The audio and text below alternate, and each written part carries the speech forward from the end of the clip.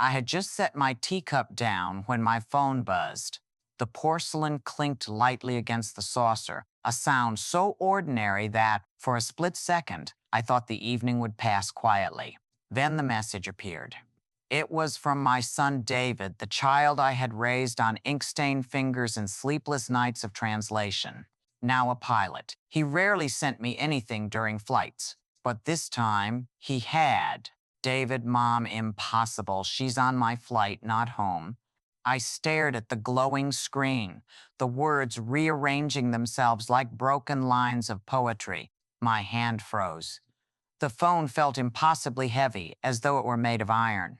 I typed back with trembling fingers. Me. What? Clara told me she's with Oliver in the hospital.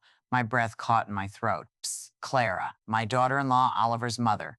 She had stood in this very kitchen only hours ago, telling me she would take our little boy to the doctor. She had smiled, her voice soft, almost rehearsed. Don't worry, Mama, I'll keep you updated. And now? Her name sat clearly printed on the passenger manifest of a Milan, New York flight. I gripped the edge of the table until my knuckles burned white. The ticking clock above the stove grew unbearably loud, each second pounding like a hammer inside my skull. For 30 years, I had lived with words. Words were my livelihood, my craft, my solace. Yet in that moment, they betrayed me. Clara's words from earlier in the day unraveled like cheap thread. Every syllable dissolved into lies. The tea cooled beside me, untouched. Its faint jasmine fragrance now smelled bitter. My mouth was dry, as if all the moisture had fled with my trust. I pressed call. David's voice came through, muffled by the hum of the cockpit. Mom, I'm looking at the list. Seat 14A, Clara Rossi. I can see her boarding record. She's on this plane. I whispered. She said she was at the hospital. Silence crackled on the line. Then, with the calm certainty only a pilot could manage, David replied, she's not. Believe me, Mom, she's here, heading across the ocean. I closed my eyes. The kitchen blurred into darkness. A low ringing filled my ears, drowning out everything else. I felt the familiar ache in my chest, the one I used to ignore during nights of endless translation when deadlines pressed like a vice. But this was not exhaustion. This was betrayal, sharp and merciless. The phone nearly slipped from my hand. I clutched it against my chest as if holding it could anchor me to reality. My body shook with a chill that no blanket could cure. Why would she lie? I muttered aloud, though no one was there to answer. The empty apartment echoed the question back to me. My eyes landed on the typewriter in the corner of the room, the old Olympia I had carried with me from Florence to Milan. Its keys had recorded the sacrifices of a lifetime. Every clang was a reminder of bills paid, of David's aviation school covered, of Oliver's toys bought. That machine had been my silent witness, my accomplice in survival. Now, it stared at me like an accusation. You wrote their future, Amelia, and they are rewriting yours. I rose slowly, as though moving through water, and walked toward the window. Outside, Milan glowed with careless indifference, streets bustling, neon lights flickering, cars honking in the distance. The world continued, utterly blind to the fracture slicing through my chest. A gust of cold air seeped through the glass. I pressed my forehead against it, trying to cool the fire raging behind my eyes. My reflection stared back. A woman with silver-threaded hair, deep lines etched by sacrifice, lips trembling with disbelief. Clara, I whispered, tasting the name like poison. Why? I thought of Oliver. His laughter, his curls bouncing as he ran across the living room. Did she even leave him at the hospital? Or was that part of the story too? My heart clenched at the possibility that my grandson had been used as nothing more than a shield for deception. My phone vibrated again. Another message from David. I can't talk much, Mom, but I thought you should know. Something isn't right. No, nothing was right. My reality had tilted, and I was standing at the edge, staring down into a chasm I could not yet name. I tightened my robe around me, though the chill came from within. My mind raced back to Clara's smile that afternoon, the way she had patted my hand reassuringly. Too smooth, too careful, the smile of someone already elsewhere. I sank into the chair, pulse hammering in my temples. I wanted to scream, to smash the phone, to demand answers. But all I could do was sit there, stunned, as if silence might arrange itself into an explanation. The Olympia typewriter gleamed in the dim kitchen light. For decades, it had carried my words faithfully. But tonight, even it offered no script for betrayal. If Clara was on that flight to New York, then what was she truly leaving behind? And what truth had she already abandoned? The Olympia typewriter still sat in the corner of my living room, its steel frame dulled by time, its keys chipped from decades of use. Sometimes, when the city was quiet, I could almost hear it again, the sharp tick, tick, tick that had once been the metronome of my life. That sound was more than writing. It was survival. Every clang of the key had carried a price tag: rent, electricity, groceries, school uniforms, later, aviation textbooks, and finally, flight hours in the United States that cost more than the apartment I lived in. I remember the first time David said he wanted to become a pilot. He was 10. His nose pressed against the glass at Malpensa Airport, eyes wide as a Boeing thundered into the sky. "Mama," he whispered, "I want to fly that." Back then, I laughed and tousled his hair. "Then I must learn how to translate faster," I joked. He didn't know I meant it. When David turned 18, the brochures arrived, training programs in Florida, tuition fees printed in black and white, $70,000 for the full course, excluding housing, food, uniforms. $70,000. I had never seen that much money in my life. My yearly income as a literary translator barely touched 20. Even with government loans, the gap yawned like an abyss. So I did what any mother in love with her son's dream would do. I jumped. I took out a loan, signed papers with hands that trembled so hard the banker had to steady the pen for me. Interest at 7.2% annually. Monthly repayments that bit into my already thin budget. I told myself it would only be for a few years. I told myself his wings would carry us both. Nights blurred into mornings. I translated not one, not two, but sometimes 4 manuscripts at once, toggling between Greek tragedies, French poetry, and German philosophy. The Olympia clattered until dawn, my fingers swollen, my eyes burning. I used to tape notes on the machine itself. 10 pages Oliver's shoes, 20 pages, each David's flight simulator fee, 50 pages 1 month's rent in Florida numbers, always numbers.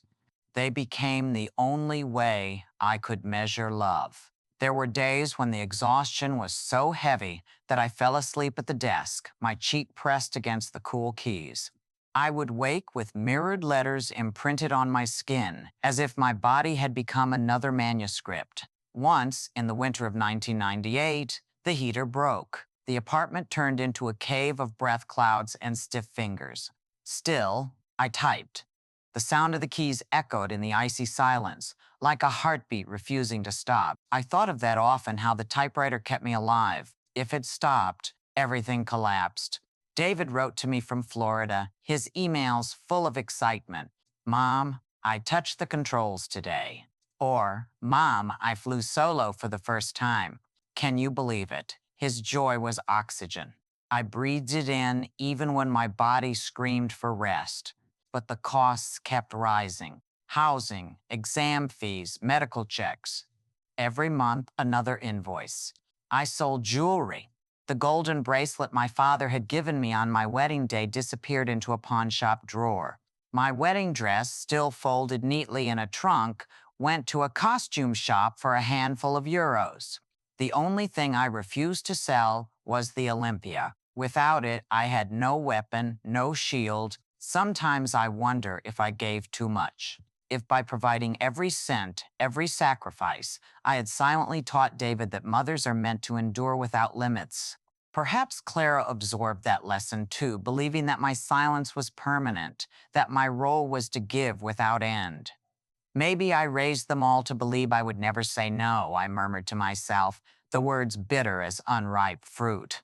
I remember one evening when David returned from Florida, newly licensed, wings gleaming on his uniform. We celebrated with a cheap bottle of Prosecco. He hugged me tightly and said, Mama, you made this happen. Every flight I take, you're there. And I believed it was worth everything. The debt, the long nights, the aching bones. It felt like vindication. But foreshadows have a way of whispering before the storm. Clara entered our lives not long after. She was elegant, with a smile that knew how to soften and sharpen at will. In the early days, she praised me often. Amelia, you're incredible. I don't know how you managed all those years. Yet sometimes I caught a flicker in her eyes, a quick glance at the typewriter as if it were an old relic taking up unnecessary space. Once, when Oliver was still a toddler, she joked, one day we'll sell that antique and buy something useful. She laughed, but my heart tightened. I ignored it, telling myself she was young, unaware of what that machine meant.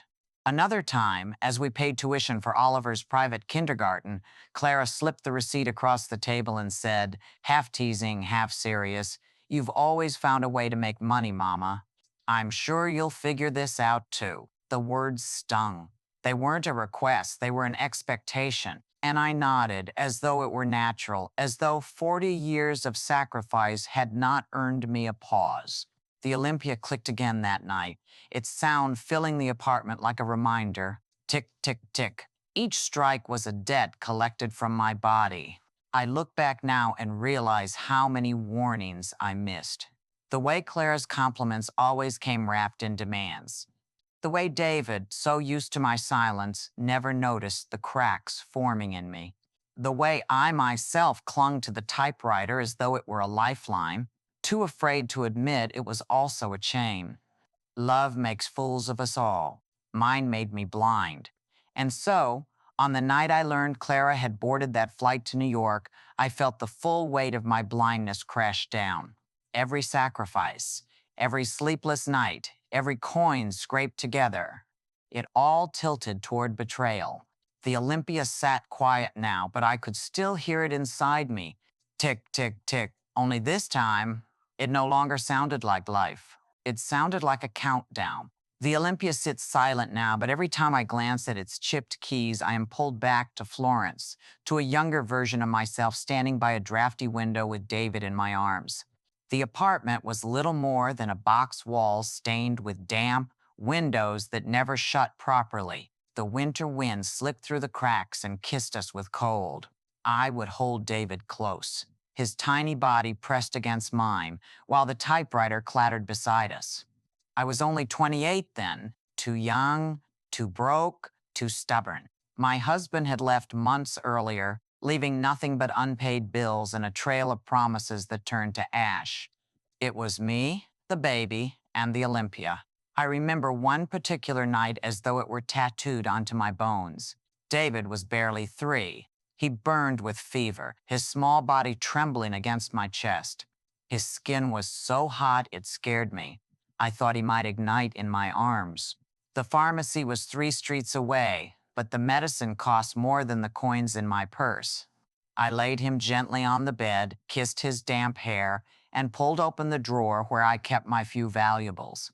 There wasn't much: a pair of silver earrings, a scarf my mother had knitted, and the gold wedding ring, the only thing left from a love that had long since abandoned me. I turned the ring in my hand. It glowed faintly under the weak light bulb, warm against my skin. For a moment, I thought of keeping it, of finding another way. But then David whimpered, "Mama," and the sound cut through me like a blade. I walked into the cold night, ring clutched tight in my palm, and sold it at a small pawn shop. The man behind the counter barely looked at me as he weighed it. "Not much," he muttered, sliding a few bills across the counter. Those bills became medicine, fever syrup, bread, and milk. I rushed home, heart pounding, and fed David spoonful by spoonful until his breathing slowed and the fire in his skin began to fade. When dawn came, he opened his eyes, still heavy with exhaustion, and whispered the words that would stay with me forever. Mama, you're my wings. I broke then. Silent tears spilled down my face as I kissed his hand. I thought of the ring, of how something meant to bind to marriage had instead saved my child. The sacrifice felt both tragic and holy. Later that morning, I sat at the Olympia to make up for the night lost, my eyes blurred from exhaustion, my hands trembling from lack of sleep. At one point, a tear slipped down and struck the key marked A. The moisture must have seeped in because soon after, the key began to stick. It never typed the same again. Sometimes it jammed, sometimes it smudged. Over time, a small crack appeared on the side of that key. That crack became part of my life. Every page I typed bore its scar, a faint reminder of the night I sold my wedding ring, the night David called me his wings. The machine and I carried the memory together, like co-conspirators of survival. There were other memories, softer ones. Afternoons when I carried David on one hip and balanced manuscripts on the other, reading poetry aloud as if it were a lullaby. He would giggle at the strange sounds of ancient Greek, clap his hands at the rhythm of French verse. Sometimes I thought he learned to fly because he grew up listening to words soar. But always, beneath the sweetness, lay the price. The cold rooms, the skipped meals, the sleepless nights. And the Olympia, steady and relentless, tick, tick, tick, refusing to let me rest. Looking back, I realized how easily sacrifice becomes invisible. People see the result, the pilot in his uniform, the educated child, but not the mother typing until her fingers bled, not the ring pawned at midnight. Perhaps I hid it too well. Perhaps I smiled too often when I should have said, "This hurts." Perhaps by disguising struggle as devotion, I taught everyone around me to believe my endurance had no limit. I run my finger across the cracked A key now. The letter is faded, its surface rough. To anyone else, it is just damage, a flaw. But to me, it is the story of who I was, the girl who sold her ring, the mother who refused to let fever steal her child, the woman who typed through the night because she believed love was enough. And yet, as I sit here decades later, betrayed by the very family I fought for, I wonder if that crack was not only a reminder of sacrifice, but also a prophecy. It began with comments that seemed harmless, tossed casually over dinner or during coffee. Clara had a way of speaking that was both light and heavy at once, like a feather dipped in lead. One evening, as Oliver played on the carpet with his toy planes, Clara leaned back against the sofa and sighed. "This apartment feels so small, Mama," she said, swirling the wine in her glass. In New York, there are real opportunities. Space, business, freedom. Don't you think? Her tone was casual, almost dreamy, but her eyes were sharp, watching me. I smiled faintly, unwilling to give her the reaction she seemed to want. "It's not the size of the apartment that matters," I replied, "but the people inside it." She laughed, too brightly. "Of course, but still, imagine what we could do there." I brushed it off, thinking it was just talk, the way young women fantasize about bigger lives. But her words lingered long after she left the room. A week later, I noticed something else. Clara's handbag lay half open on the kitchen counter. Inside, peeking out beneath a silk scarf, was a navy blue passport. Italian, unmistakably. My breath caught. She had told me she kept it in a drawer for safekeeping since she had no trips planned. I touched the edge of it with my fingertips. The leather was smooth, cool. For a moment, I considered pulling it out, checking the stamps, looking for clues. But then Oliver's laughter echoed from the hallway, and Clara's voice followed. "Where's my bag?" I stepped back quickly, letting the scarf fall into place. When she entered, I was rinsing dishes at the sink, my face composed. "Everything all right, Mama?" she asked, her tone casual, but her eyes scanning me, sharp as ever. "Yes," I said, "just cleaning up." She smiled, reclaiming the bag with a quick motion, almost too quick. I told myself I was imagining it, that I had read suspicion into something innocent. People carry passports for all kinds of reasons, I thought. Perhaps she needed it for identification. Perhaps she was simply disorganized. Still, that night, as I lay in bed, I couldn't shake the image of the passport's navy corner glinting beneath silk. The Olympia sat in the corner of my room, silent but heavy, and I found myself staring at its cracked A key. That scar had once been born of love. Now it looked more like a warning. Clara continued with her comments, little jabs, soft suggestions. Oliver would have a better school in the States. David's career could grow faster there. Mama, you'd love the bookstores in New York. So many translations waiting to be done, always said with a smile, always sweetened with compliments. Yet each remark chipped at the walls of my home, as though she were testing for weak spots. Sometimes I caught David nodding, distracted, his mind halfway to the clouds he flew through daily. He didn't hear the undertones. He never did. One night, after they had gone to bed, I sat at the typewriter and pressed the keys slowly, one by one, listening to the echoes. When I reached the A, it stuck again, the crack dragging my finger slightly. I stared at it for a long time, heart thudding. I whispered into the quiet, am I imagining this? Or is she already packing her escape? The apartment felt smaller than ever, the shadows long and watchful. And yet, I silenced myself. I smoothed the unease like a wrinkle in a dress. I told myself it was nothing, that I was tired, overthinking, too protective. It is strange how the mind betrays us, not with lies, but with comfort. We cling to it because the truth would demand action, and action is frightening. So I convinced myself of what was easiest. Clara's words were only daydreams. The passport was coincidence. My doubts were just paranoia. It happened on a Sunday evening, the kind of night that was supposed to feel safe. The table was set, plates warm, Oliver chattering about toy planes as he pushed peas around his plate. David had just returned from a short-haul flight and looked exhausted, but proud, still wearing his pilot's badge on his shirt. I had made lasagna, the one dish that always seemed to bring the family together. The smell of baked cheese and tomato filled the apartment, carrying a sense of tradition, of continuity. I told myself, as I slid the dish onto the table, that perhaps we could still be whole. For a while, it almost worked. Oliver laughed. David shared a small anecdote about turbulence over the Alps. I poured the wine, let the warmth settle in my chest, and then Clara spoke. Her fork clinked against the plate, a deliberate pause, and she looked straight at me. Her voice was calm, but every word carried the weight of a blade. We can't keep living in the shadow of your poverty, Mama. The words dropped into the room like shards of glass. I froze. For a moment, I wasn't sure I had heard correctly. My ears buzzed. The edges of my vision darkened. Across from me, David's hand stilled halfway to his glass. Oliver looked between us, sensing the change in the air but not understanding. The silence that followed was thick, suffocating. Then the smallest sound cut through it, the sharp cling of my fork slipping from my fingers and striking the porcelain.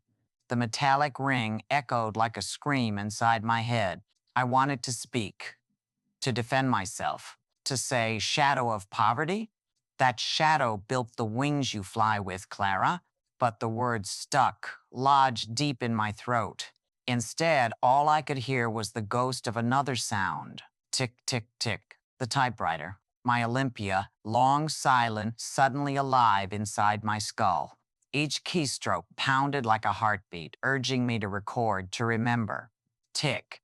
This is what she said. Tick. Don't erase it. Tick, truth must be written. Clara leaned back in her chair, satisfied with the silence she had carved. New York would change everything, she continued, as if delivering a verdict. Bigger home, better schools for Oliver, better pay for David. But as long as we're stuck here, tied to your old debts, your tiny apartment, we're suffocating. Her words blurred, each one hitting me like a slap. Old debts, tiny apartment, suffocating. I stared at my hands resting on the tablecloth. The veins stood out blue and trembling, the skin thin from years of labor. These hands had typed thousands of pages, carried groceries up endless flights of stairs, wiped fevers from David's forehead, and now they lay motionless, humiliated under her gaze. David shifted uncomfortably. Clara, he began, but she cut him off with a glance. No, David, we need to be honest. Your mother has done enough, but her way of living, it's over. We need to think bigger. Her words echoed, twisted. Her way of living, it's over. Inside me, something cracked. Not with noise, but with silence. I thought of the cracked A on my Olympia, the letter that had carried David's childhood, the sacrifice of a wedding ring, the whisper of Mama, you're my wings. That letter had never typed cleanly since, and neither had my life. Every page bore the scar. Now Clara had given it new meaning. Her way of living is over. The sound of the typewriter grew louder in my head. Tick, tick, tick, a frantic rhythm, not unlike the beat of panic. I gripped the edge of the table, nails digging into the wood, to stop myself from trembling. David looked at me, helpless, as if torn between us. His lips parted, then closed again. He said nothing. Oliver, innocent, asked softly, Grandma, why aren't you eating? I forced a smile, though my lips trembled. I'm not hungry, darling, I whispered, my voice barely audible. Inside, I was screaming at Clara, at David, at myself, at the years of sacrifice reduced to a shadow, at the silence I had mistaken for strength. But the scream never left my throat. Instead, I let the ticking typewriter inside my head keep count of the moment, because I knew I would never forget this night. The lasagna turning cold, the wine half poured, the sound of a fork against porcelain, and Clara's voice slicing through everything I had built. It happened the next morning. I sat at the kitchen table, staring at the empty plate still crusted with last night's lasagna. The silence in the apartment felt heavier than any storm. Even the clock on the wall seemed reluctant to tick. I picked up my fork, the same one that had slipped from my hand when Clara's words cut through me. The faint dent on its handle pressed against my fingers, as if reminding me, you dropped me because you could no longer hold the weight. That small, ordinary moment, that fork, that silence, was the bottom. I pressed my palms flat on the table. The cool wood steadied me, though my chest still burned with the echo of her voice. We can't keep living in the shadow of your poverty. My thoughts tumbled sharp and fast. If I keep paying, what will be left of me? If I stop, what will be left of them? If I continue, will I lose my home? If I stop, will I lose my family? I closed my eyes. The questions beat against me like fists. Then another thought slipped in, quieter but stronger. What am I willing to lose? I pushed back my chair and walked into the bedroom. The safe sat tucked behind the wardrobe, its metal door reflecting a dull glint of morning light. For years, I had unlocked it with steady hands, pulling out bills and bank books for Clara to manage. Always with trust, always with silence. Today, my hands trembled, but not from fear, from resolve. I knelt down, inserted the key, and turned it. The click rang louder than it should have, echoing in my chest. I pulled the door open. Inside lay the savings of a lifetime, neat stacks of paper, documents bound with rubber bands, my passport, and the little red bank book with my name. My fingers closed around it. The cover was worn smooth from use, edges curled from being handled too often. It had been mine before it became ours, mine before I surrendered it in the name of family. I held it tight, feeling the weight of every hour I had spent at the Olympia, every sleepless night, every sacrifice. The bank book was more than money. It was proof that my life had not been empty. My breath came in short bursts. I flipped it open, staring at the numbers inside. Numbers Clara had said were never enough. Numbers she believed she had the right to spend. No more, I whispered. The words felt strange in my mouth, unfamiliar, but they tasted like strength. I stood and walked to the desk. On it lay the typewriter, its cracked A key glaring up at me like an old scar. I placed the bank book beside it. Two relics of my life, one built with ink, the other with numbers. Both mine. If I continue, I will lose my home. If I stop, I may lose them. I placed my hand on the Olympia, the cool metal grounding me. The echo of its tick, tick, tick, tick filled my ears, but this time it wasn't frantic. It was steady, almost guiding, and suddenly I knew my answer. I would not lose myself. Not again. I grabbed my coat and left for the bank. The streets of Milan blurred around me, but my steps were firm. Inside the marble-floored lobby, I approached the counter. My voice shook at first, but grew stronger as I spoke. I want this account transferred back fully into my name. No joint access. Effective immediately. The clerk blinked, hesitated, then nodded. Papers were drawn, signatures required. My pen scratched across the forms, each stroke a severed tie, each curve of ink a reclaiming. When it was done, I exhaled a breath I hadn't realized I'd been holding for years. My chest felt lighter, my shoulders straighter. As I walked home, I replayed Clara's words in my head. Shadow of your poverty. They no longer cut the same way. They sounded hollow now, fragile against the armor I had just forged. I unlocked the apartment door, stepped inside, and placed the bank book back into the safe. Only this time, it was no longer a cage. It was a vault of my own making, sealed by choice. I whispered to myself, voice steady, I have spent my life translating the words of others. Today, I begin writing my own fate. The silence came first. Not the peaceful kind, but the kind that presses against your chest until breathing feels like labor. Clara stopped speaking to me directly. Her words shrank into clipped text messages. Oliver's fine. We'll be late. Don't wait up. No greetings, no warmth, only fragments. Each message landed like a shard of ice on my screen. In the apartment, she moved with deliberate quiet. Too quiet. When she set her cup down, it was with a thud, not a clink. When she closed a door, the slam echoed longer than it should have, reverberating down the hallway like a warning shot. David noticed, of course. But he lingered on the edges, a man caught between turbulence and denial. His conversations with me became hesitant, full of pauses. Mom, he said once, standing in the doorway, maybe Clara just needs time. Maybe we should talk again.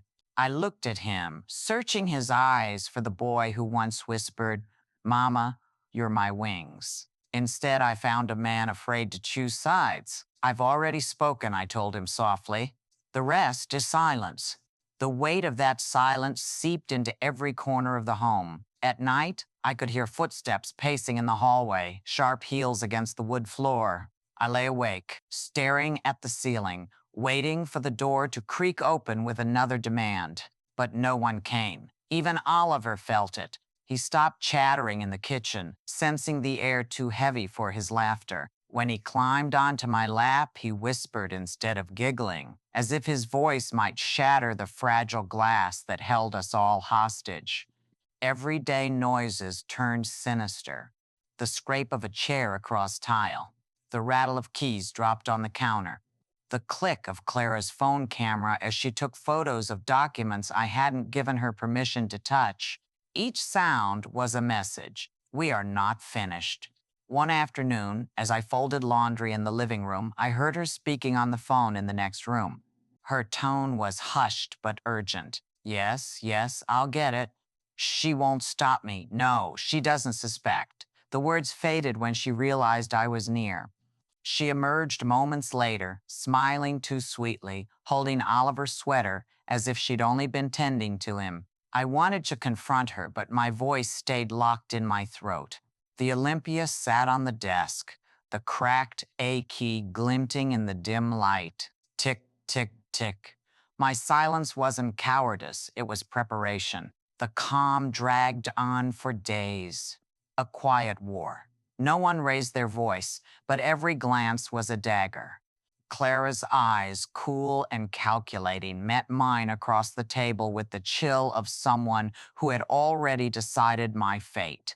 David's gaze darted between us, desperate for peace, unwilling to fight for it. One night, I heard a sound at the safe, a faint metallic rattle, too soft to be accidental. I stepped into the hallway, heart pounding. The noise stopped instantly. The shadows offered no confession, but I knew someone had tried the lock. That was the signal. The calm was ending. I returned to my room, closed the door, and sat at the desk. My hands rested on the typewriter, fingers brushing the keys as though they could translate the fear coiled inside me. The A key caught under my touch, sticking stubbornly, as if reminding me that cracks always precede collapse. I whispered into the dark. This silence is only the pause before the storm. The knock came on a gray afternoon. 3 taps, firm and cold, echoing down the hallway. I knew before I opened the door that the storm had arrived. Clara stood there in a tailored blazer, her lipstick too bright for the dim Milan light. Beside her, a man in a dark suit clutched a leather briefcase. His expression was polite, professional, but his presence turned my apartment into a courtroom. "Good afternoon, Mama," Clara said sweetly, her voice laced with something sharp. She brushed past me without waiting for an invitation, the lawyer following close behind. The scent of her perfume, expensive, suffocating, lingered in the air. The kitchen table became the battlefield. Clara laid down a folder with a deliberate thud, her manicured fingers tapping the cover like a warning drum. The lawyer adjusted his glasses, opened the file, and slid a stack of papers toward me. Clara leaned forward, smile tight. "It's simple, Mama. Just sign. This will authorize me to handle your assets properly, for everyone's benefit." Her words dripped with practiced sweetness, but her eyes gleamed with steel. I sat across from her, folding my hands to steady their tremor. "Why would I give away what I've worked for?" She tilted her head, feigning innocence. "Because it's the sensible thing. You're tired. You shouldn't carry this burden anymore. Let us handle it." Her lawyer cleared his throat. "It is a standard authorization, Signora Rossi. Nothing unusual." I stared at the neat black print on the papers. Standard, nothing unusual. Words that had disguised traps for centuries. My throat tightened. Clara leaned back, crossing her arms.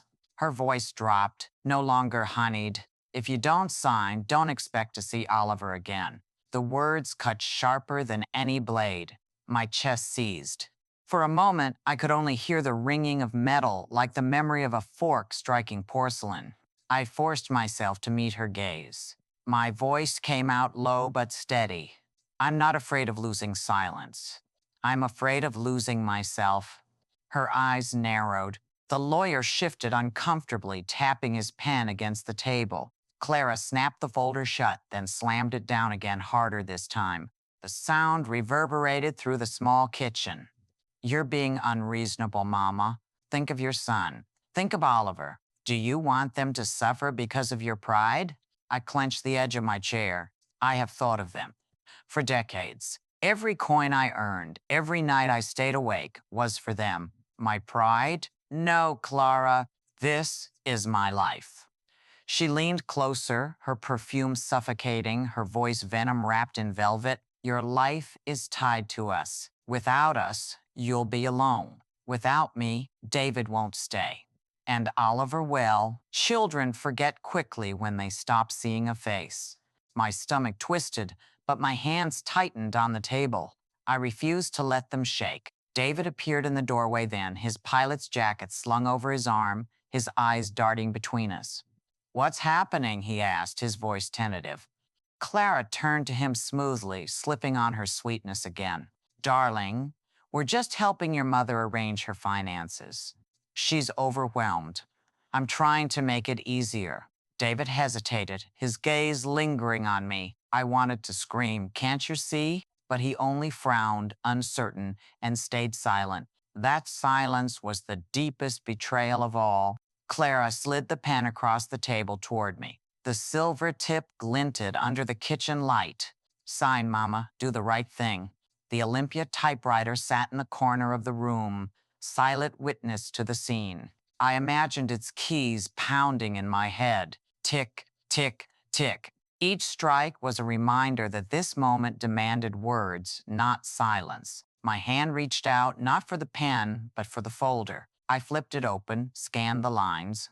Legal jargon, neat paragraphs, a trap disguised as order. My name appeared again and again, tethered to obligations I had not agreed to. I looked up, my voice firmer now. No. Clara blinked, then laughed, a sharp, humorless sound. Excuse me? I said no. These are my accounts, my savings, my life's work. You will not touch them. The lawyer shifted in his seat, his professional mask slipping into unease. Clara's laughter stopped.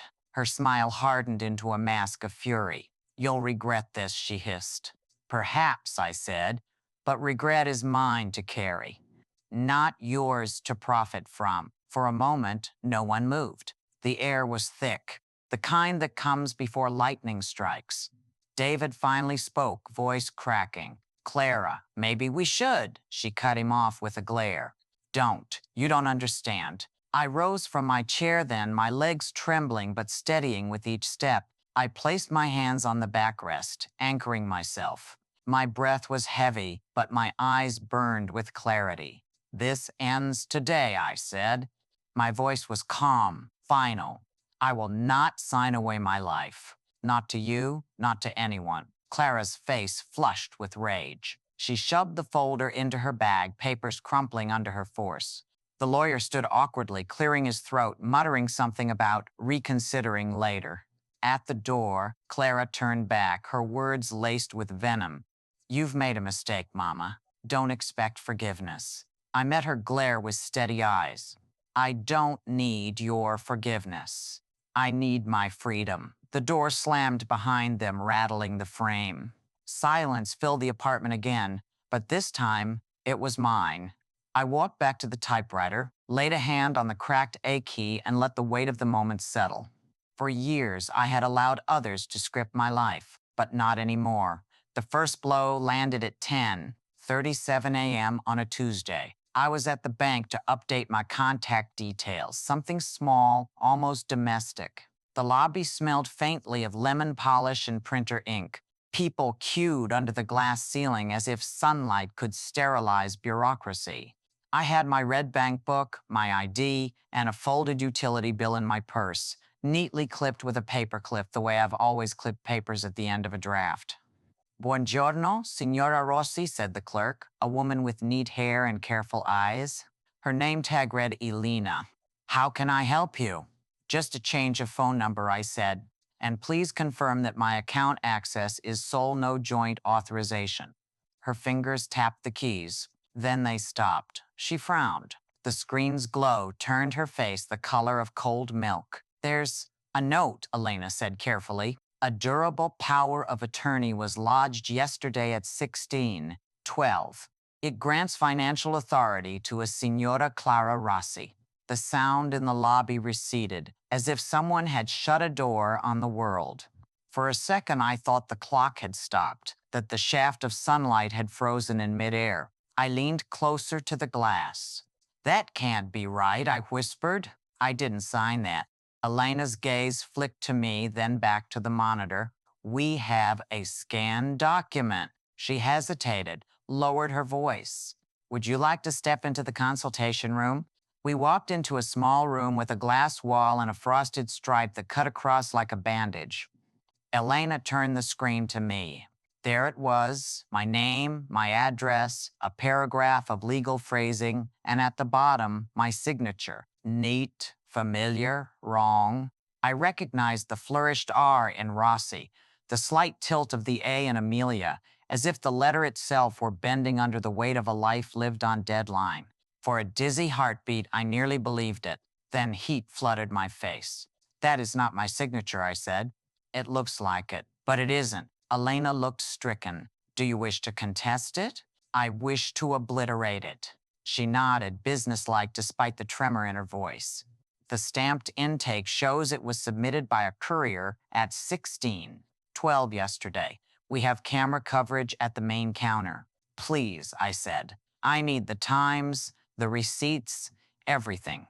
Elena printed a transaction log. Intake 44987, DPOA 16:12. Courier ref IT 72319. The paper was warm in my shaking hands. I could feel my pulse beating through it. Can you email me the scan? I asked. She nodded. And I'll flag the account as disputed authorization. Funds are frozen until this is resolved. Frozen. A lifeline and a noose both at once. Outside, the street felt tilted. I stood on the pavement with the printout trembling between my fingers. For a moment, the city blazed with clarity. A bicycle bell, the bark of a dog, a snatch of argument in the distance. Life did not pause for my catastrophe. It never had. I walked home with my fists closed around the paper, as if warmth could turn it back into truth. By the time I reached my apartment, anger had crystallized into purpose. I set the bank log on my desk, beside the Olympia. The cracked A key caught a shard of winter light and threw it back at me like a tiny blade. I pulled out a notebook and wrote the facts like a stenographer at my own trial. 16,012 yesterday, forged DPOA submitted at bank. Courier ref IT 72319, track. Elena, bank clerk. Witness to account note. Camera coverage, request FOIA, or bank disclosure via counsel. The word counsel steadied me. I knew who to call. I found his number the way one finds a lost sentence behind other memories, under dust, still legible. Marco Bellini, university friend, now a lawyer with a voice like stone, warmed by sun. He answered on the second ring. Amelia? I haven't heard his voice in years. Time folded like a map. Marco, I need help. Where are you? At home. I'll be there in 30 minutes. He arrived in 22, carrying a leather case and the faint smell of rain. He looked older, of course he did, but his eyes held the same patient intelligence I remembered from long nights arguing Rilke and Dante. I showed him the bank log, the scan on my email, the text messages from Clara, short, cold, accumulating like frost. He read in silence, lips tightening. It's a forgery, a good one, but a forgery. He pointed to the signature. The spacing between Amelia and Rossi is millimeters off. And see the stride of the M? It's confident in a way yours isn't when you sign legal documents. You hesitate on the second stroke. Most people do. Forgers forget the tremor of consequence. A small, wild laugh escaped me. Trust you to read a signature like a poem. Handwriting is literature with fewer words, he said. We move now. First, we send a revocation and a demand to the bank to freeze, which they've done. Then, a criminal complaint for forgery and attempted fraud. We'll subpoena the courier records and security footage. We'll also notify David. My heart clutched at his name. He will be torn. He will have to be a son, Marco said. Not a fence. I breathed in. The room smelled like paper and ink and something else. The metallic tang of a storm gathering its strength. Marco, I said softly, I'm scared. He didn't look away. Good. Fear makes clean lines. Now, show me your documents. All of them. I brought the safe key, the bank books, my ID, the utility bills, the old receipts, every artifact of a life lived carefully. Marco arranged them on the table as if laying out clues in a case, which is exactly what we were doing. His hands were steady, mine were not. You'll need corroboration, he said. Neighbors, anyone who saw you yesterday at the time of the alleged signing. I was home, I said, from 15,003 to evening, translating. I have a time-stamped email I sent to a publisher at 17:05 with an attachment. Perfect. That's metadata evidence. We'll preserve it. Forward it to me. I did, fingers clumsy on the keys. The cracked A resisted, then gave, leaving the tiniest smear on the page. Of course it did. News travels in whispers before it howls. That evening, a message arrived from a number I didn't recognize. Some people will do anything for money, huh? Sad. A second, if you can't take care of your family, why not let someone else try? By the third, I understood. Clara was priming the narrative, painting me as unstable, selfish, senile by choice, the stingiest version of a mother. I could almost hear her voice through other people's thumbs. She's confused. She'll thank me later. I'm doing what's best for everyone. I didn't respond. I wrote down the numbers. Timestamps, too. At 21:14, the buzzer sounded. I opened the door to Cecilia, my neighbor from across the hall, a woman with hair the color of steel wool and a heart of unadorned kindness. I heard something, she said delicately. I saw a courier yesterday around 5. He left quickly. Is everything all right? Not yet, I said, but it will be. She nodded, steady as a kettle coming to boil. If you need a witness statement, I'll give one. I know your handwriting. You helped me with that rental contract last year. Thank you, I said, and meant it like drinking water after thirst. After she left, I sat at the typewriter and, for the first time in months, slid a page into the carriage. The cylinder whispered as it caught the paper. My fingers found the home row, the machine, a familiar animal under my hands. I typed the date, Tuesday 11, RO2 p.m. The keys struck clean and loud. Today, someone tried to steal me by stealing my name. The A jammed on Amelia. I pressed it harder. It printed imperfectly, a tiny burst of ink at the fracture. Good, I thought. Let the record show the crack. The next day began with urgency. Marco filed the complaint at the Questura at 09:20. I watched him speak to the officer, his words precise, unhurried, inexorable. He requested a copy of the bank's submission, the courier route, any CCTV angles that might cover the bank's main entrance between 16:0R and 16,003. Bring your patience, he told me gently. The law moves on its own timetable, which is to say, too slowly, but we'll push. By afternoon, rumors had accelerated. A mother at Oliver's school asked me at pickup, "Is it true you're struggling?" Clara said she's stepping in to help. Her tone said hero. I smiled with my teeth and not my heart. I'm managing, I said. Thank you for your concern. That night, I found copies of my utility bills missing from the folder where I kept them, not the originals. Clara wasn't careless, but the photocopies. It was an old tactic, one I'd seen in texts I translated. Remove the objects that prove order, then accuse the subject of disorder. I replaced the copies. I noted the date and time, Wednesday, 1945. I added a line in my notebook, potential document access without consent. When I turned, Oliver stood in the doorway with a puzzle piece in his hand, eyes wide. "Grandma," he whispered. "Are you sad?" I crouched and gathered him close. His small heartbeat thudded against my ribs. "I'm brave," I said. "Sometimes brave looks like sad for a while." He nodded, as if that made perfect sense. Children understand more than adults allow. He pressed the blue puzzle piece into my palm. "For luck," he said solemnly. I tucked it into my pocket. A talisman, a square sky. 2 days later, Marco called. "We have the bank's counter footage." I met him at his office, where shelves bowed under the weight of law. He angled the screen toward me.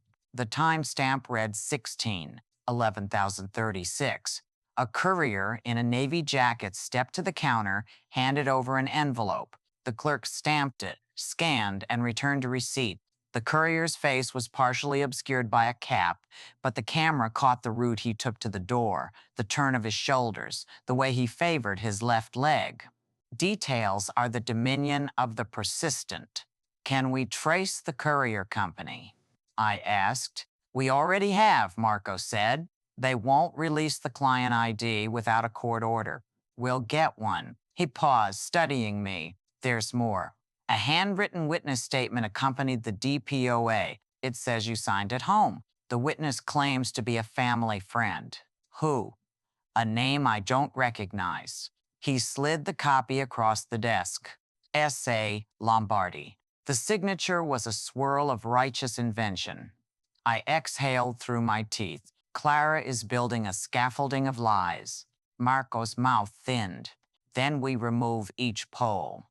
We spent the next hour building our own scaffolding of truth.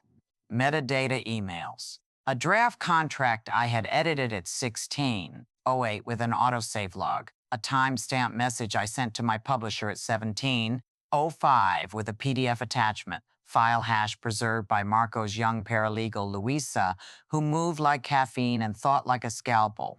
Cecilia's witness statement. Courier seen at 16,000 in my hallway. Too late to have witnessed any alleged signing at 16:12 downtown. A receipt from the grocery at 15:42 with my loyalty card ID and the cashier's name, Mario, printed at the bottom. Small facts, ordinary facts. The kind that build an unassailable wall because they were never meant to. Louisa glanced up from the scanner. You kept everything. I translate for a living, I said. We keep the words and the proof they existed. She smiled briefly. Good habit. Still, the siege intensified. Clara's lawyer emailed Marco a letter thick with condescension and false generosity. Our client is merely ensuring the continued well-being of her mother-in-law. The DPOA reflects Signora Rossi's long-stated wish for her daughter-in-law to manage financial affairs given her advancing age. Advancing age. Language as weapon. I wanted to throw the letter into the sea. Marco didn't flinch. He drafted a response that sang with steel. Your client has forged a legal instrument and attempted to misappropriate assets. All relevant evidence has been preserved. Any further contact with our client is to be directed through counsel. Cease and desist from defamatory statements immediately.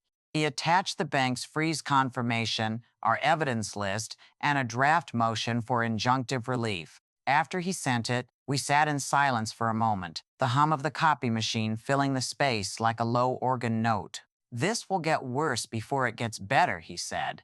I know. Do you? Yes, I said. And I'm still here. He nodded, not unkindly. Then we proceed. At home that night, the apartment felt like a held breath. The desk lamp carved a small circle of light around the Olympia. I fed another page into the carriage and began to type a record, not for the court, though it might become that, but for myself. The keys spoke steady truths. Thursday, 21,030. Marco filed complaint. Bank footage obtained. Courier time stamped. Witness false. Evidence preserved. The A key caught again. I pressed harder. It left an imperfect letter. I didn't backspace. The phone buzzed. David. Mom, he said, voice low, frayed. Clara says you're making things difficult. She says you're confused. Am I speaking to my son or to an echo? I asked, gentler than the words. Silence. Then, almost a whisper, I don't know. Then become my son, I said. Look at the evidence yourself, not at her conclusions. He swallowed audibly. Send it to me. I will. And, Mom, his voice cracked. I'm sorry. After we hung up, I placed the blue puzzle piece Oliver had given me on the typewriter's paper table, a cutout of sky on the machine that had recorded storms. The next morning, a letter slid under my door. No envelope, just a single sheet, typed, unsigned.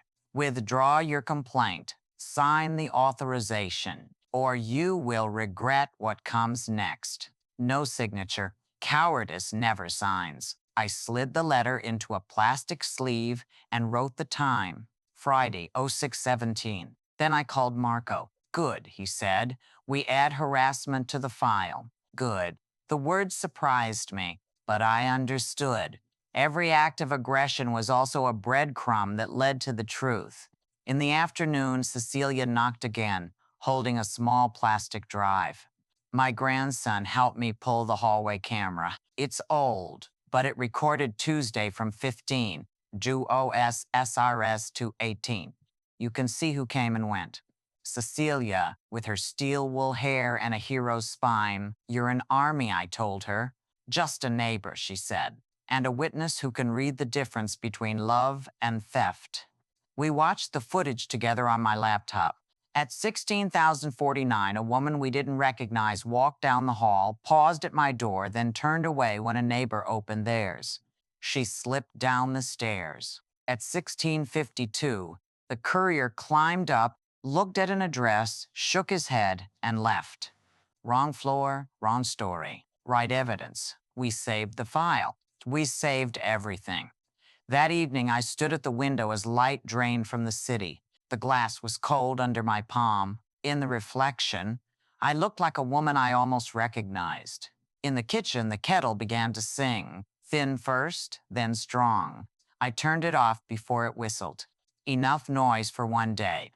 I went back to the desk, placed my fingers on the keys, and felt the machine waiting beneath my skin.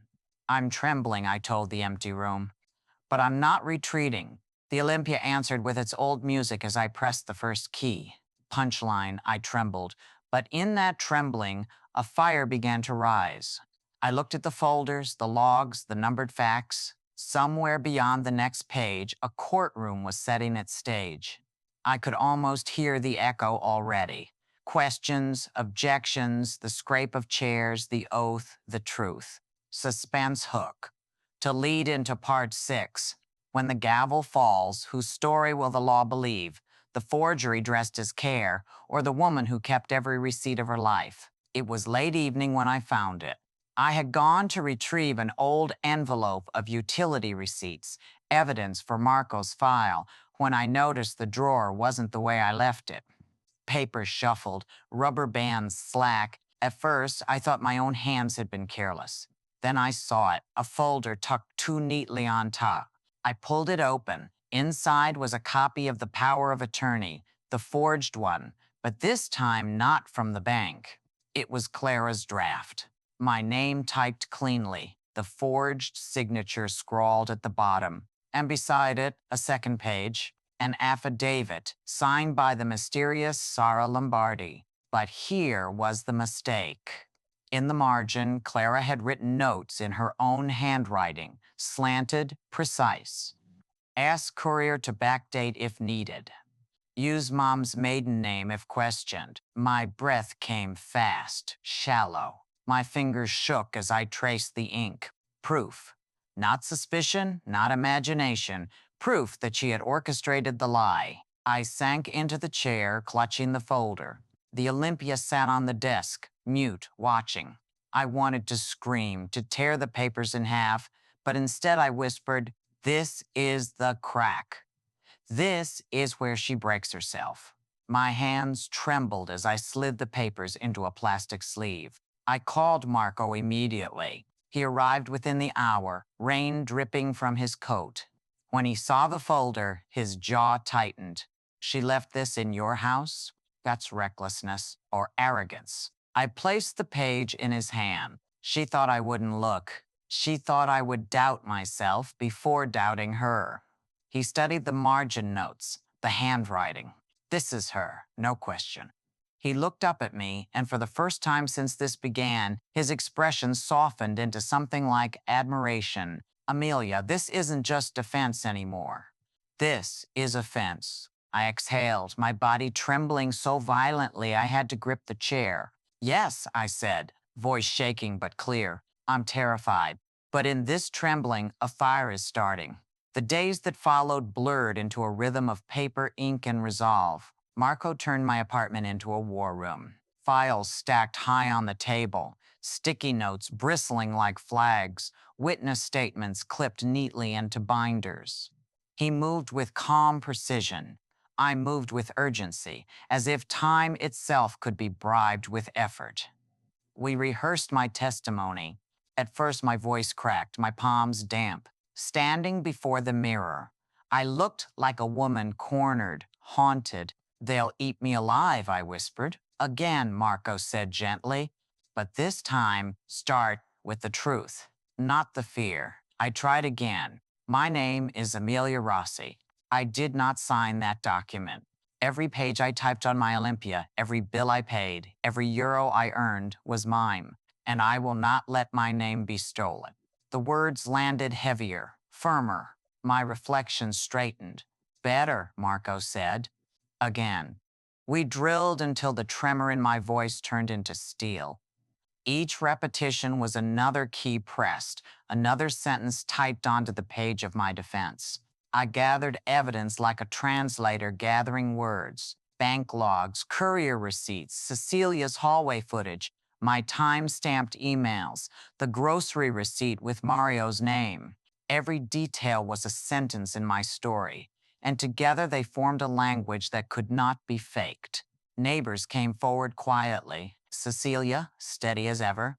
I saw the courier at 16:50, not earlier. Mario, the grocer, printing a fresh copy of the receipt with the timestamp circled. Even Luisa, Marco's young paralegal, offered to testify about the metadata on my files.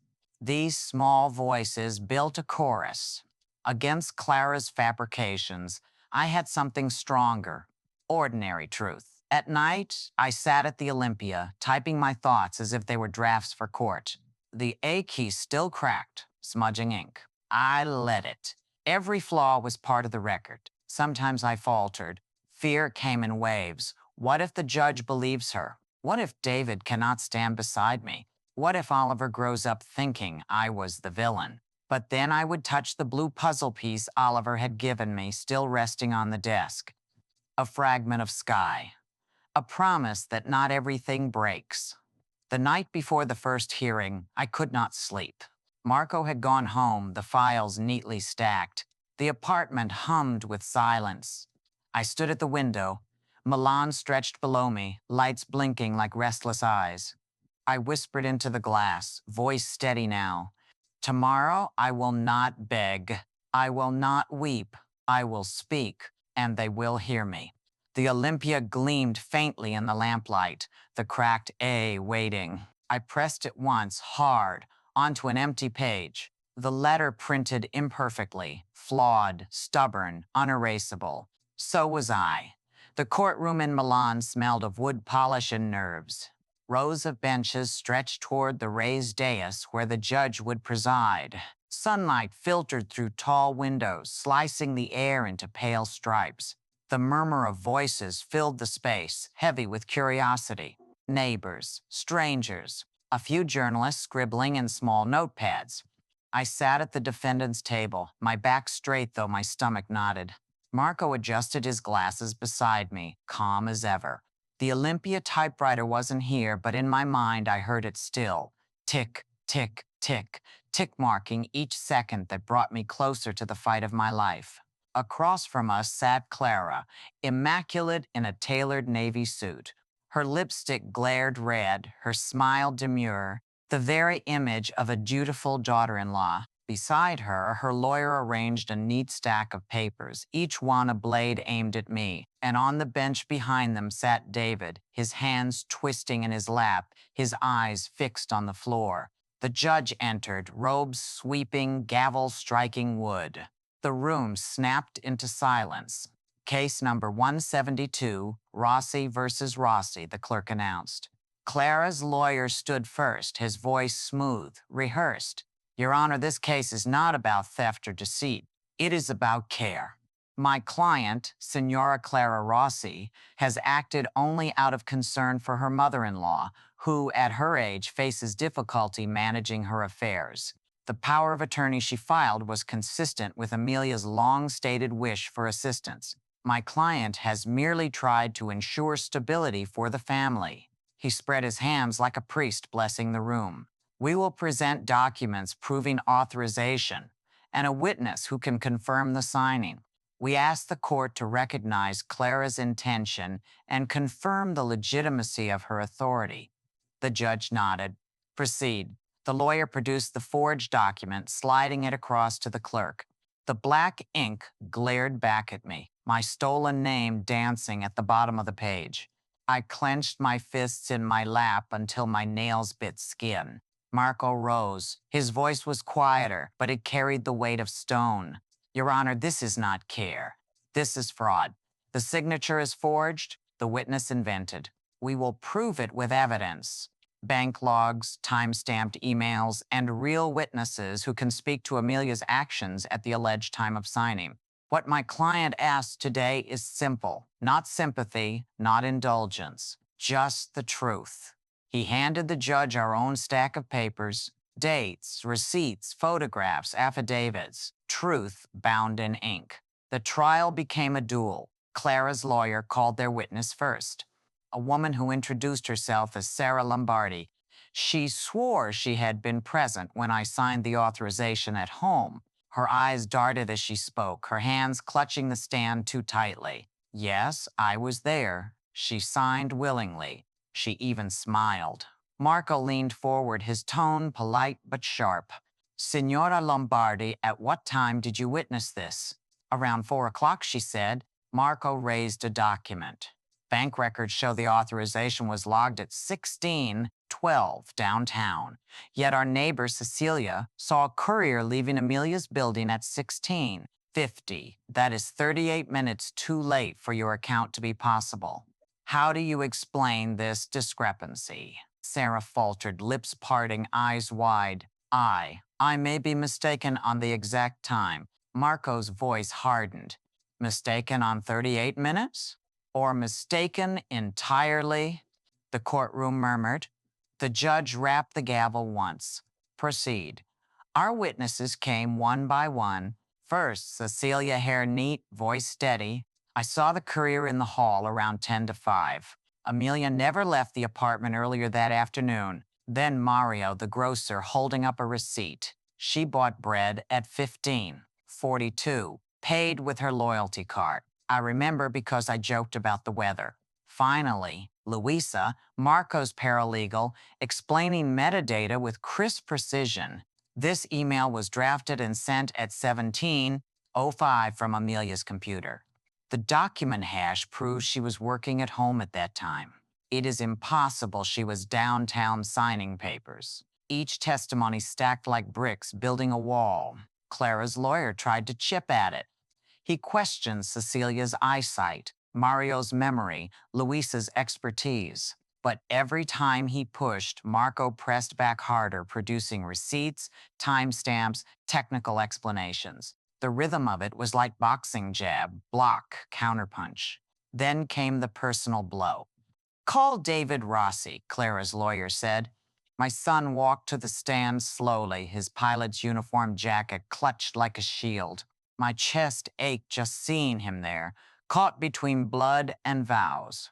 Do you confirm, the lawyer asked, that your mother has expressed difficulty managing finances in the past? David swallowed. She sometimes seemed tired, but she has always been capable. The lawyer's smile tightened. Did she ever say she wanted Clara to help? David hesitated. My heart pounded. Finally, he said, not to me directly.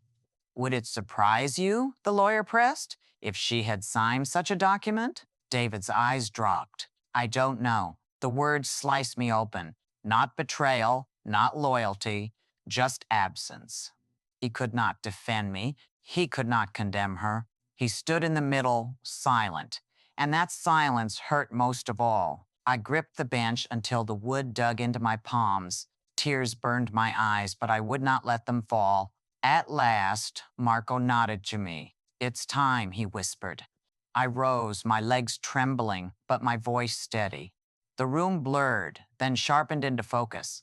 The judge, the lawyers, the audience. Clara's gaze sharp as glass. David's eyes hollow. I took the stand. My name is Amelia Rossi, I began. I am 62 years old. For more than 30 years, I have worked as a translator of classical literature. Every cent I earned came from my hands pressing keys on a typewriter. This, I gestured at the papers, is not my hand. This is theft disguised as love. I paused, letting the words settle. The courtroom was silent. I admit, I am not young anymore. I tire easily. I forget small things. But I do not forget who I am. I do not forget the nights I typed until my fingers bled so my son could fly. I do not forget selling my wedding ring to buy medicine when he burned with fever. I do not forget that I built this life out of words, and words are the one thing I have never falsified. My throat tightened, but I forced the words through. I was never just an ATM with emotions. I am a woman who has earned every cent with my words, and I decide where they go. If the court cannot see that, then I have lost more than money. I will have lost the right to call myself alive. Silence fell again. Even Clara's lawyer looked away. The judge leaned forward, pen scratching notes. My heart pounded, but a strange calm spread through me. For once, I had spoken without translation, without compromise. My truth stood naked and unbroken. The verdict came after deliberation that felt like years compressed into minutes. The judge returned, voice firm. The court finds that the power of attorney submitted by Signora Clara Rossi is invalid. The signature is forged, the witness testimony unreliable. The attempt constitutes fraud. All claims are dismissed. Full control of assets remains with Signora Amelia Rossi. The gavel struck. Once, twice, the sound thundered through the room. Clara's face twisted, fury breaking through her mask. Her lawyer leaned close, whispering urgently. David sat frozen, eyes fixed on the floor. As for me, I exhaled. My shoulders dropped, my chest lightened. Tears came, but they no longer burned. They tasted of salt and survival. Light streamed through the tall windows, striking the bench, catching the dust in golden motes. For the first time in years, I smiled without bitterness. The courthouse was still echoing inside me when I stepped back into my apartment. The door clicked shut, and suddenly the world was silent again. No gavel, no murmurs of strangers, no flash of cameras, only the hum of the refrigerator and the faint creak of wood under my feet. I dropped my bag on the chair and stood in the middle of the living room, uncertain of what to do.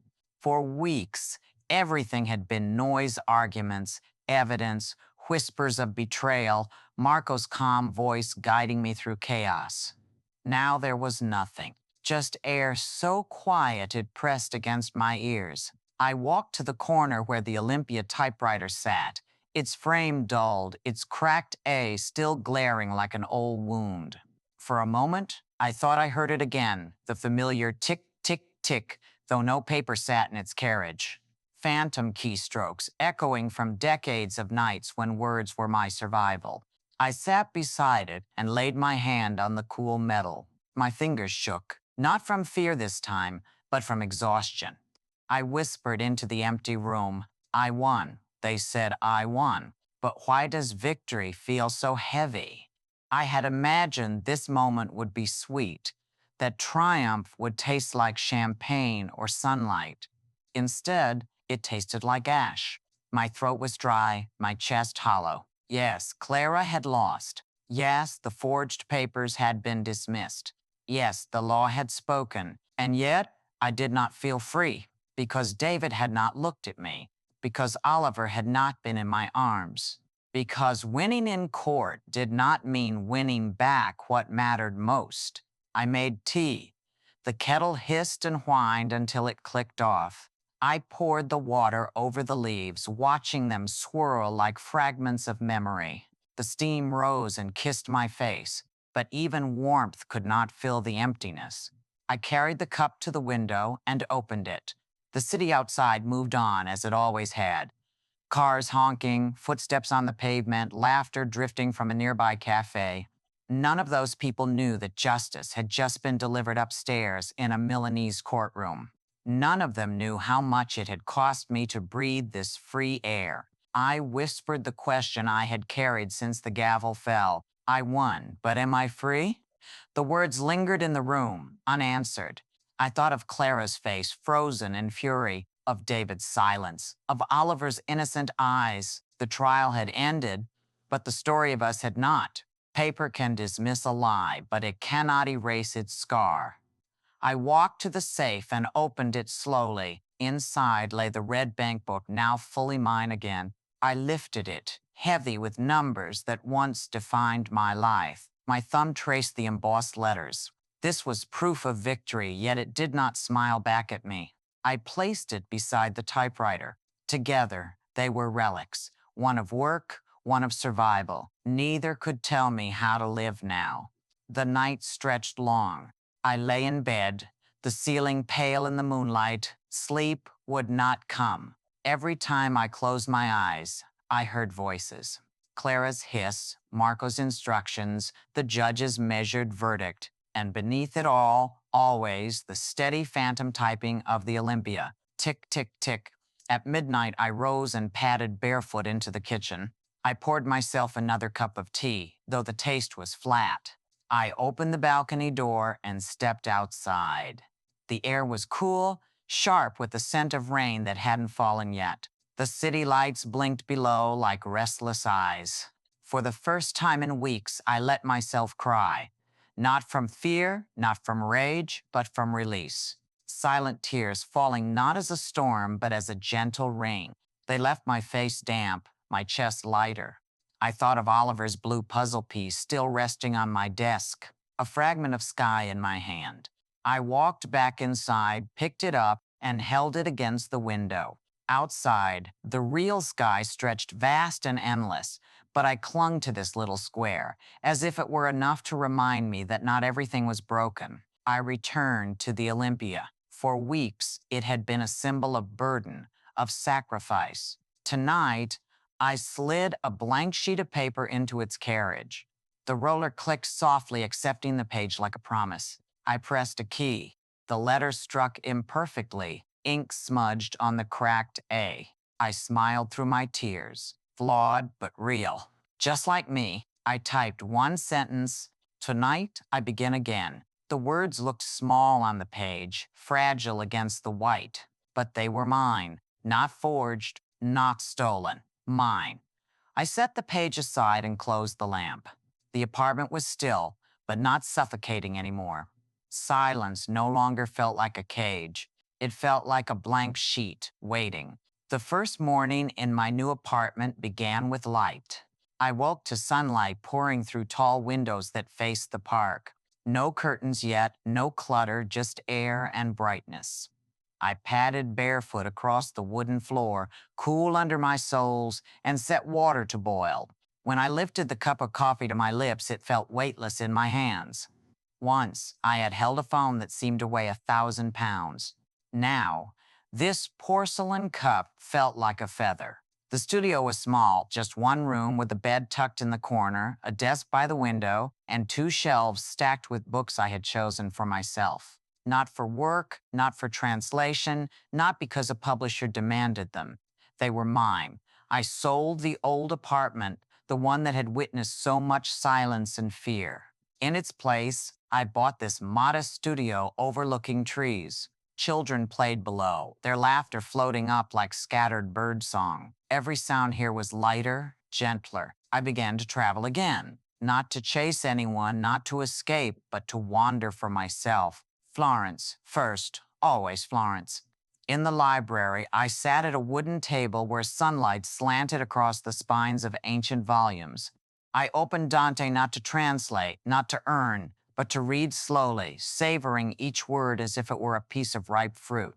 Around me, students whispered, pages rustled, and I felt a quiet belonging I had not known in years. Later, in Venice, I walked along narrow canals, the air thick with salt and history. In Rome, I stood before ruins older than Betrayal. Everywhere I went, I carried only a notebook, jotting down fragments of thought, not for anyone else's eyes, but for mine. The Olympia came with me only as memory. I no longer needed its weight on my desk. Instead, I had it mounted on the wall of my studio, framed like a relic. The cracked A that once mocked me now gleamed under glass. A scar turned into art. When I looked at it, I no longer heard the frantic tick, tick, tick of obligation. I heard a different rhythm, like a heartbeat steadying after a storm. It no longer chained me to nights of sacrifice. It reminded me instead that I had survived them. Sometimes I thought of Clara, of course, of David, of Oliver, but I did not linger. I let their absence be what it was, a closed door. I did not wait for apologies. I did not script redemption for them. Their choices were theirs. Mine, finally, were mine. In quiet evenings, I would light a candle, open the window, and write in my journal. The words came slow at first, like water from a rusted tap, but soon they flowed, fragments of memory, lines of poetry, lists of places I wanted to see. None of it perfect, all of it mine. Once, I lived my life translating for others. My hours were shaped by deadlines, my nights broken by the crack of a typewriter key. Even love I gave like a translation, taking my own hunger and rendering it into care for others. But now I had learned a different grammar, the grammar of refusal, the syntax of freedom, the punctuation of boundaries. On Sundays, I walked barefoot in the park, the grass damp under my feet. On Tuesdays, I took a painting class, smearing colors without needing to explain them. On Thursdays, I joined a small reading group where no one asked me to translate, only to share what moved me. Each act, small as it was, stitched me back together. One evening, I wrote a line and left it taped to the wall above my desk. To love myself is the first translation I must never betray. I read it every morning before I opened the window. I do not pretend that everything became easy. There were nights when loneliness coiled around me, when I reached for the phone to call David and stopped. There were mornings when I wondered whether Oliver would remember me. But even in those moments, I chose not to drown. I chose to breathe. Freedom was not a thunderclap. It was a series of small steps, selling a home, booking a ticket, turning a page, pressing a key. Each one carried me further from the woman who had once trembled at a forged signature. The Olympia on the wall bore witness. Visitors would ask, "Why do you keep an old machine up there?" I would smile, because it once kept me alive. And now it reminds me that I am free. The cracked A no longer looked like a flaw. It looked like an opening, an entrance into the alphabet of a new life. One morning in Florence, I sat by the Arno with a notebook on my lap. The sun gilded the water. The breeze carried church bells across the city. I wrote one sentence slowly, carefully, pressing the pen down as if engraving it onto the page of my soul. I once lived to translate the words of others. Now I write the free language of my own. And as I set the pen down, I felt it at last, the lightness of a life no longer borrowed but authored.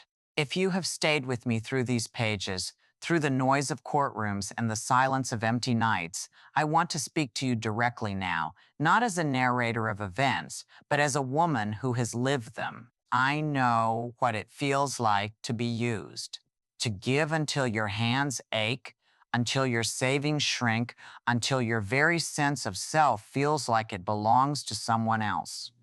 I know the weight of silence, the weight of fear, the weight of believing that love requires erasing yourself. But here is the truth I had to learn. You are allowed to stop. You are allowed to put down the pen in someone else's script and write your own. If you have ever felt exploited, if you have ever felt that your kindness was mistaken for weakness, remember this. You can place a period at any time. That is what I did. Not because I was fearless, but because fear itself showed me the cost of doing nothing. I do not know what your story is.